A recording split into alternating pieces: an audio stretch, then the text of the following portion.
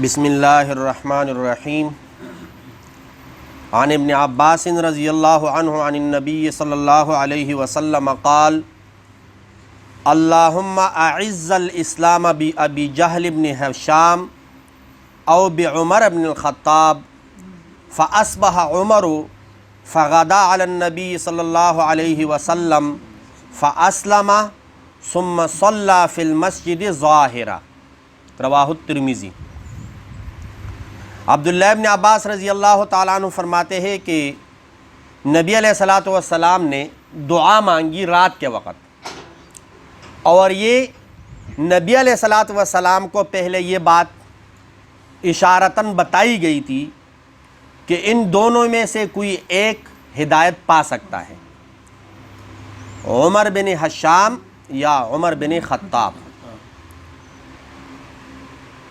اب ہم کہتے ہیں نا مراد رسول، تو وہ کون ہے؟ حضرت عمر رضی اللہ تعالیٰ عنہ۔ کیوں؟ باقی سارے دعا مانگے یا انہوں نے نبی علیہ الصلاۃ والسلام کے ہاتھ پہ بیعت کی، اور حضرت عمر رضی اللہ تعالیٰ عنہ کو رسول اللہ صلی اللہ علیہ وسلم نے خدا سے خود مانگا کہ یا اللہ ان دونوں میں کسی ایک کے ہاتھ پہ اسلام کو عزت دے۔ کیا مطلب؟ دنیاوی ماحول میں آج کل ہمارے اپنے علاقوں میں دیکھ لو، اسی چوک کے ساتھ، کمشنر کے ساتھ یا عہدے والے کے ساتھ کوئی تعلقات ہو تو بندہ کاروبار کر سکتا ہے، اگر نہ ہو تو وہ آپ کو کاروبار کرنے ہی نہیں دیتے۔ کوئی لڑائی جھگڑے ہوں گے، پتہ نہیں کیا ہوں گے۔ تو اگر آپ کے تعلقات کسی بڑے عہدیدار کے ساتھ ہیں تو پھر آپ غلط کاروبار بھی کرو گے، پھر بھی کوئی کچھ نہیں کہے گا۔ تو اب دین اسلام اس وقت یہ دونوں اپنے اپنے قبیلوں کے بڑے بڑے سردار تھے۔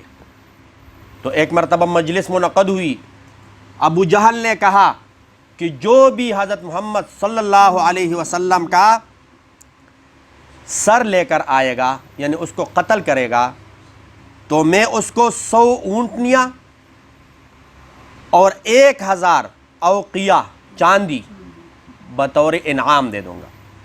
تو اسی مجلس میں حضرت عمر رضی اللہ تعالیٰ عنہ کھڑے ہوئے اور کہا کہ آپ کی یہ بات پکی ہے، یعنی پھر اپنے بات سے پھرو گے تو نہیں؟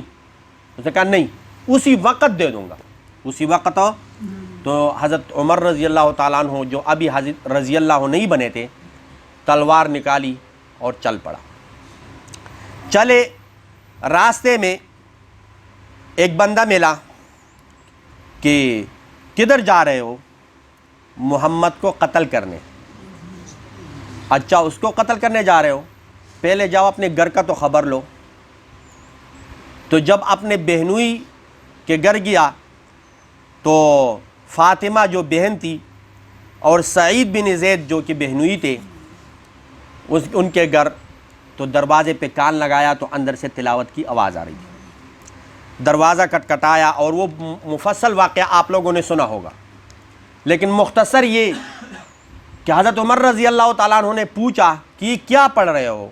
تو انہوں نے کہا ہم اسلام لائے، ہم مسلمان ہو چکے ہیں، اور ہم قرآن کی تلاوت کر رہے ہیں۔ ہم قرآن کی کیا کر رہے ہیں؟ تلاوت کر رہے۔ تو اس وقت اس کی بہن تلاوت جب کر رہی تھی تو حضرت عمر رضی اللہ تعالیٰ عنہ نے کہا کہ مجھے بھی سناؤ کیا پڑھ رہے ہو، مجھے بھی سناؤ کیا پڑھ رہے ہو۔ تو جب اس آیت پر اس کی بہن پہنچی، اللہ لا الہ الا ہو لہ الاسماء الحسنی، تو حضرت عمر رضی اللہ تعالیٰ عنہ کا دل نرم ہوا اور نعرہ لگایا کہ ہاں واقعی وہی عبادت کا لائق ہے، اس کے علاوہ کوئی عبادت کے لائق نہیں ہے۔ اور بے چین ہو گئے کہ میں اب کب محمد صلی اللہ علیہ وسلم کے ساتھ ملاقات کروں گا اور اعلان کروں گا کہ لا الہ الا اللہ محمد الرسول اللہ۔ کہتے ہیں کہ یہ ساری رات اس نے شب بیداری میں گزاری، اور ایک جملہ پڑھتا تھا بار بار، وا شوقا الی محمد، وا شوقا، یعنی محمد صلی اللہ علیہ وسلم کے ساتھ ملاقات کا اتنا شوق پیدا ہوا کہ وہ سونے اس شوق نے دیا ہی نہیں۔ اچھا، اسی رات، یہ وہی رات ہے उसी रात उधर नबी अलैहिस्सलाम दुआ मांग रहे हैं कि या अल्लाह उमर बिन हशाम या उमर बिन ख़त्ताब के ज़रिए इस्लाम को किया दे। तो एक सहाबी आए हज़रत उमर रज़ी अल्लाह तआला अन्हु के पास और कहा कि लगता है आपकी दुआ कबूल हो गई, लगता है आप नबी अलैहिस्सलाम की दुआ आपके हक़ में कबूल हो गई। और फिर जब सुबह हज़रत मोहम्मद सल्लल्लाहु अलैहि वसल्लम के दरबार में हज़रत उमर रज़ी अल्लाह तआला अन्हु तशरीफ़ ले गए और कलमा पढ़ लिया, तो अब्दुल्लाह इब्न मसूद रज़ी अल्लाह तआला अन्हु फरमाते हैं वल्लाह खुदा की कसम मस्तताअतु अन नुसल्लिया फिल हरम ज़ाहिरा, खुदा की कसम हमारे अंदर ताकत ही नहीं थी कि हम खुले मैदान में या हरम में सबके सामने नमाज पढ़ लेते, सबके सामने नमाज पढ़ लेते। हत्ता अस्लम उमर, कब तक? जब तक हज़रत उमर ईमान नहीं लाए थे। जब हज़रत उमर रज़ी अल्लाह तआला अन्हु मुसलमान हुए तो उसके बाद उसी वक़्त उसने कहा कि हम लात और मनात और बुतों की परस्तिश इबादत नशेब फराज या ऊंचे ऊंचे पहाड़ों के चोटियों पे करते हैं, हमें कोई नहीं रोकता।